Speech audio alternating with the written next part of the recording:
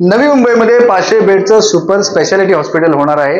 आपल्याबरोबर आमदार बीजेपीच्या मंदाताई म्हात्रे आहेत। ताई, काय म्हणाल? हा प्रकल्प तुम्ही शासनाकडून मंजूर करून आणलेला आहे। जवळजवळ 250 कोटीचं काम पहिला टप्पा हा निघालेला आहे सुपर स्पेशालिटी हॉस्पिटलचा आणि जवळजवळ 800 कोटी हा खर्च येणार आहे। कारण हे हॉस्पिटल मेडिकल कॉलेज हे सगळं बनण्यासाठी आपल्याला पैशाची खूप गरज आहे, पण पहिला टप्पा म्हणून अनेकांनी विरोध करून सुद्धा आज आपण हे हॉस्पिटलचं टेंडर झालेलं आणि त्यामुळे आपल्याला आणि नवी मुंबईकरांना फार मोठा आज दिलासा मिळालेला आहे। हॉस्पिटल बरोबर या ठिकाणी मेडिकल कॉलेज करण्याचा सुद्धा प्लॅन आहे, तर कसा लॉंग टर्म फायदा हा विद्यार्थ्यांना होऊ शकतो? इथल्या स्थानिक विद्यार्थ्यांना फार म्हणजे नर्स कोर्स आहे, वेगवेगळे कोर्स आहेत। स्थानिक विद्यार्थ्यांना, जे गरीब विद्यार्थी आहेत, जे प्रकल्पग्रस्त विद्यार्थी आहेत, त्यांना त्याचा फायदा होणारच आहे। त्याचप्रमाणे रोजगार जो आपण आज म्हणतो की रोजगार उपलब्ध करून द्या, आज नव्या मुंबईमध्ये अनेक प्रकल्प आणून मी अनेक प्रकल्पामध्ये अनेक लोकांना रोजगार, इथे स्थानिक भूमिपुत्रांना असतील किंवा इथे जे 20-25 वर्षाची लोक राहतात त्यांना अनेकांना आपण रोजगार मिळवून दिलेला आहे, काम मिळवून दिलेलं आहे।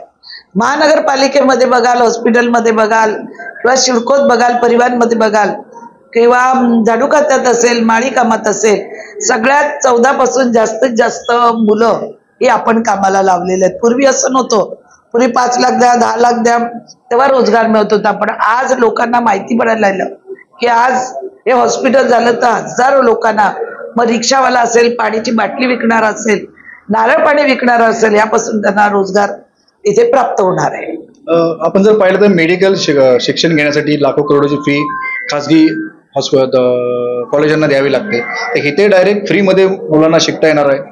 इथे आपण काही लोकांना तसे आपण नॉर्म्स बनवणार आहोत, काही आता जे टेंडर निघाले त्याच्यामध्ये पण काही काही आपल्याला जर त्रुटी असतील तर ते भरून काढून आपण ते व्यवस्थित करून देणार आहोत, जेणेकरून इथले जे स्थानिक रहिवासी आहेत नव्या मुंबईचे त्यांना त्याचा फायदा झाला पाहिजे।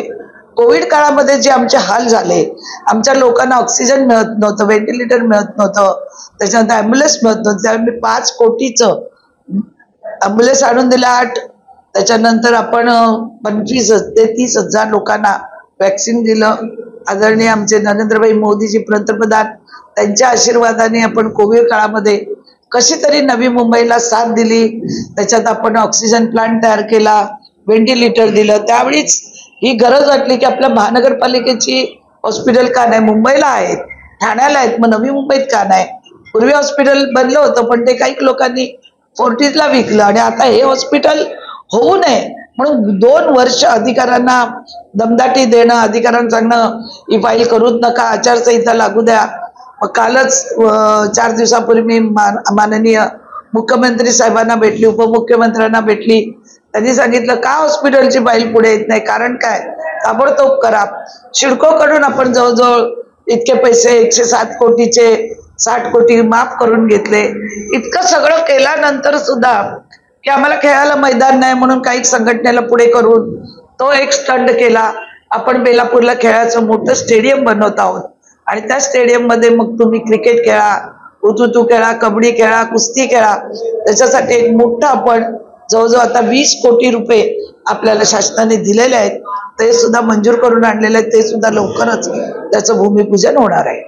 नक्कीच आपण पाहतो की या ठिकाणी सुपर स्पेशालिटी हॉस्पिटल तर होणारच आहे, त्याचबरोबर मेडिकल कॉलेज होणार असल्यामुळे जे लाखो करोड रुपयाची फी देऊन खासगी कॉलेजला लोकांना जावं लागतं, मुलांना जावं, या ठिकाणी मात्र त्यांना मोफत शिक्षण मिळणार आहे। नायक पाटील, एबीपी माझा, नवी मुंबई। एबीपी माझा, उघडा डोळे बघा नीट।